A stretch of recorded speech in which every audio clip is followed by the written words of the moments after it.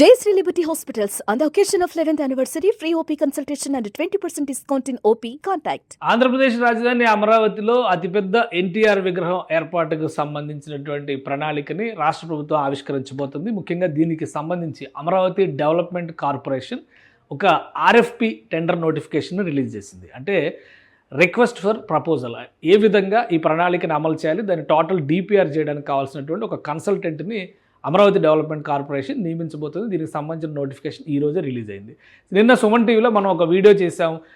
ఎందుకు గుజరాత్ పర్యటన సందర్భంగా మున్సిపల్ శాఖ మంత్రి నారాయణ ఆయన బృందం ప్రత్యేకంగా సర్దార్ సరోవర్ ప్రాజెక్ట్ దగ్గర ఉన్నటువంటి సర్దార్ పటేల్ విగ్రహాన్ని, దేశంలోనే అత్యంత భారీ విగ్రహాన్ని సందర్శించారు అనే దానికి ఒక సమాధానంగా ఎన్టీఆర్ విగ్రహ ప్రతిష్టాపన కోసం రాష్ట్ర ప్రభుత్వం సన్నాహాలను ప్రారంభించిందని చెప్పని అనుకున్నాం. అదే క్రమంలో మరుసటి రోజుకే నోటిఫికేషన్కి అమరావతి డెవలప్మెంట్ కార్పొరేషన్ రెడీ అయిపోయింది. సో దీనికి సంబంధించినటువంటి టెండర్ నోటిఫికేషన్ని ఏమని రిలీజ్ చేసింది, ఈ విగ్రహ ప్రతిష్టాపన ఏ విధంగా ఉండేటువంటి అవకాశం ఉంది, ఒకసారి విశ్లేషించేటువంటి ప్రయత్నం చేద్దాం.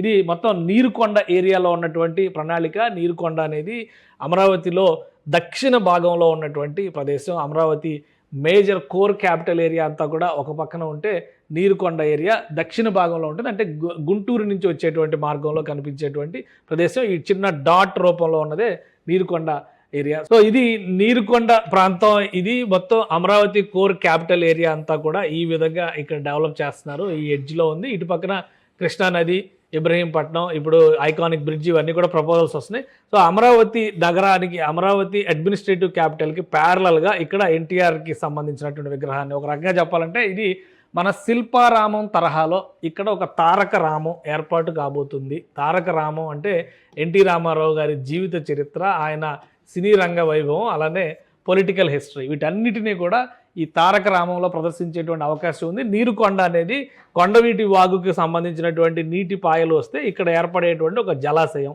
సో అందులో ఒక చిన్న ఐలాండ్ తరహాలో ఉండేటువంటి కొండ మీద విగ్రహాన్ని ఏర్పాటు చేయాలనేటువంటి ప్రణాళికని సిద్ధం చేశారు. ఒకసారి ఆ విగ్రహానికి సంబంధించినటువంటి నమూనాలు, అంటే గతంలో ఇది ఆల్రెడీ ఈ ఏరియాకి తారక రామ సాగర్ అనేటువంటి ఒక పేరు పెట్టారు.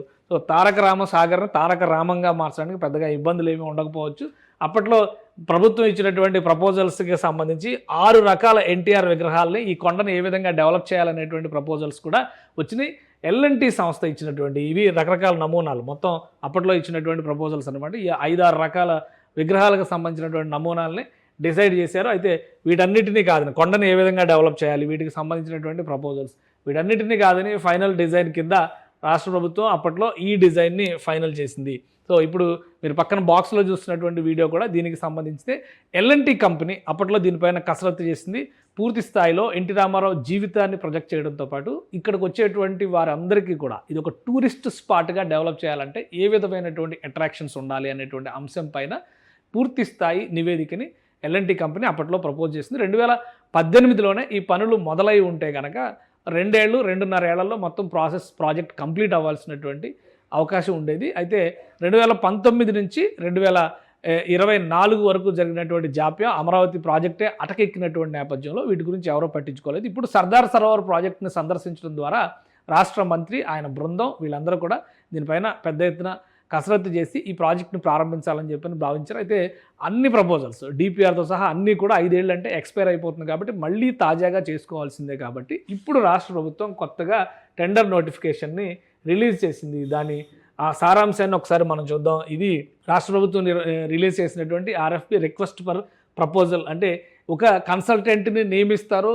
ఈ ప్రాంతాన్ని ఏ విధంగా డెవలప్ చేయాలనే దాని మీద మళ్ళీ ప్రపోజల్ ఇస్తారు. గతంలో పార్టిసిపేట్ చేసిన కంపెనీలతో పాటు కొత్త ప్రపోజల్స్ ఉంటే కొత్త కంపెనీలు కూడా పార్టిసిపేట్ చేసేటువంటి అవకాశం ఉండొచ్చు. కానీ అమరావతిలో మ్యాక్సిమం వర్క్స్ గతంలో ఇచ్చినటువంటి కంపెనీలే ఆసక్తి చూపిస్తున్నాయి. మళ్ళీ ఇంత డిపిఆర్ వర్క్ చేయడానికి కూడా అవకాశం ఉండకపోవచ్చు. సో ఇందులో ఉన్నటువంటి సారాంశాన్ని ఒకసారి మనం చూద్దాం. ఇది నోటిఫికేషన్ రిలీజ్ చేస్తే Amaravati development corporation limited, ADCL అనేటువంటి పేరుతో రిలీజ్ చేసింది. అమరావతి డెవలప్మెంట్ ప్రాజెక్ట్స్లో 2 సంస్థలు కీలక పాత్ర పోషిస్తుంది. ఒకటి ఏపీసీఆర్డీఏ అయితే రెండవది అమరావతి డెవలప్మెంట్ కార్పొరేషన్. పార్కుల డెవలప్మెంటు, గ్రీనరీ డెవలప్మెంటు, అలానే రివర్ ఫ్రంట్స్ డెవలప్మెంట్, అటువంటి వాటిలో సీరియస్ ఇన్వాల్వ్మెంట్ ఎక్కువగా కనిపిస్తుంది అమరావతి డెవలప్మెంట్ కార్పొరేషన్. ఏమి ఇచ్చారు ఈ notification? Request for proposal for appointment of consultant for preparation of detailed project report for statue and memorial of late Shri Nandamuri Taraka Ramarao at village Nirukonda, Amaravati capital city Andhra Pradesh. ఇది దీనికి సంబంధించినటువంటి ఈ రిక్వెస్ట్ ఫర్ ప్రపోజల్లో అడిగింది ఏంటంటే ఈ డిపిఆర్, ఈ మెమోరియల్ ఏర్పాటు చేయడానికి కావాల్సినటువంటి డిపిఆర్ తయారు చేసేటువంటి సంస్థని ఎంపిక చేస్తారు. దానికోసం రిలీజ్ చేశారు. ఇక the RFP can be download on AP e procurement portal. ఎందుకంటే పెద్ద పెద్ద బడ్జెట్ ఉన్నటువంటి ప్రాజెక్టులన్నీ కూడా ఈ ప్రొక్యూర్మెంట్ టెండర్ ప్రాసెస్లోనే వెళ్తారు కాబట్టి సో ఈ ప్రొక్యూర్మెంట్ పోర్టల్ నుంచి ఇది డౌన్లోడ్ చేసుకోవచ్చు. 22/4/2025 ఈరోజు మధ్యాహ్నం నుంచి ఇది అందుబాటులోకి వస్తుంది. అంటే 3:30 తర్వాత ఇది అమలు చేస్తారు, అందులో అప్లోడ్ చేస్తారు.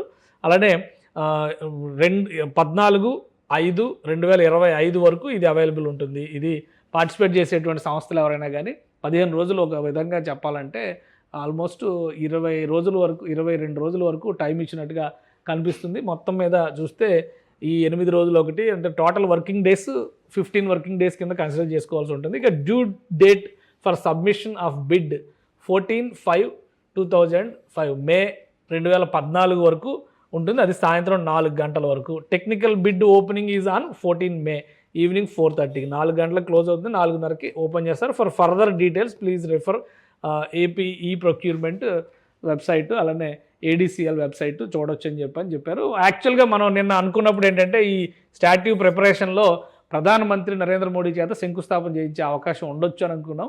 కానీ ఇప్పుడు ఆర్ఎఫ్పి ఇస్తే కనుక ఈ ప్రాసెస్ ఇప్పుడు అవ్వదు. కనీసం ఒక 3 నుంచి 6 నెలల సమయం పట్టేటువంటి అవకాశం ఉంటుంది. సో ఎన్టీఆర్ స్టాట్యూకి సంబంధించి ప్రధానమంత్రి ఈ పర్యటనలో మే 2న జరిగేటువంటి పర్యటనలో దీని ప్రపోజల్ ఉండకపోవచ్చు. కానీ ఓవరాల్గా ఇప్పుడు ఇనిషియేషన్ అయితే మొదలైందని చెప్పి మనం అర్థం చేసుకోవచ్చు. ఇంకొక విషయం మనం అర్థం చేసుకోవాల్సింది ఏంటంటే ఈ ప్రపోజల్లో విగ్రహం ఎత్తు దాదాపు 300 అడుగుల విగ్రహాన్ని నిర్మించబోతున్నారు టోటల్ ఈ స్ట్రక్చర్లో. ఎందుకంటే ఇది 2 ఫేజ్లుగా చూస్తున్నారు. మొత్తం నీరుకొండ డెవలప్మెంట్, ఈ బేస్మెంట్ స్ట్రక్చర్ ఇది దాదాపు 31 మీటర్లు ఉంటుంది.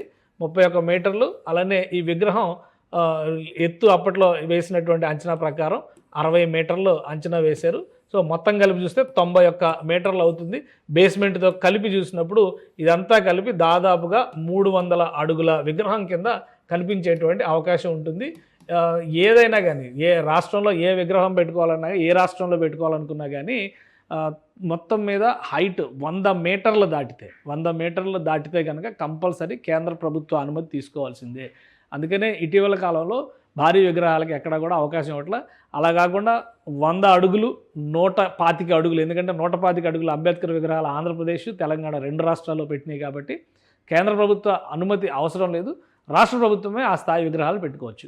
ఇక్కడ 91 అడుగులు బేస్మెంట్తో కలిపి మొత్తం కలిపి చూస్తే కనుక 300 అడుగులే వస్తుంది. 91 మీటర్లే వస్తుంది కాబట్టి 100 మీటర్ల లోపే అవుతుంది కాబట్టి దీనికి ఎలాంటి అవాంతరాలు, ఇబ్బందులు ఉండవు. ఆల్రెడీ దీనిపైన డిపిఆర్, దాన్ని ఏ విధంగా ప్రణాళిక చేయాలి, అలానే అక్కడ ఉండాల్సినటువంటి టూరిస్ట్ అట్రాక్షన్స్ ఏంటి, చుట్టూ ఒక సెలయేరు తరహాలో ఉన్నటువంటి నీళ్ళల్లో బోటింగ్ చేయడం దగ్గర నుంచి దానిపైకి కాజ్వేల నిర్మాణము, అక్కడ రెస్టారెంట్లు, ఫుడ్ కోర్ట్లు, ఇతర అట్రాక్షన్స్, తెలుగు సాంస్కృతిక వైభవంతో పాటు, ఎందుకంటే ఎన్టీ రామారావు గారు తెలుగు ఆత్మగౌరవానికి ప్రతీక అనేటువంటి మాటను దృష్టిలో పెట్టుకొని శిల్పారామం తరహాలో అక్కడ ఒక తారక రామాన్ని డెవలప్ చేయాలనేటువంటి ఆలోచన గతంలో రాష్ట్ర ప్రభుత్వం చేసింది.